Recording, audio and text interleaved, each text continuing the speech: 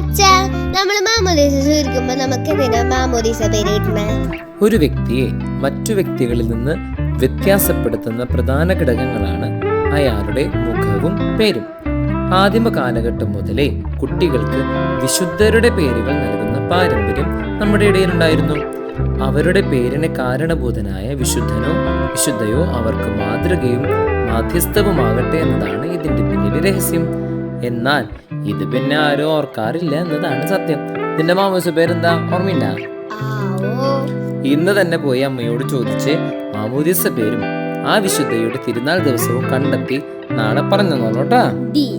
അച്ഛന്മാർക്കും സിസ്റ്റേഴ്സിനും മാത്രം ഉള്ളതല്ല ഈ ഫീസ്റ്റ് ആഘോഷം, അതെല്ലാവരും ആഘോഷിക്കേണ്ടതാ. അതുകൊണ്ട് അറ്റ്ലീസ്റ്റ് ആ വിശുദ്ധന്റെ തിരുനാൾ ദിവസം പള്ളിയിൽ പോയി കുർബാനയെങ്കിലും കണ്ടോണം. എഫേസോസുകാർക്ക് എഴുതിയ ലേഖനം 3-18 തിരുവചനം.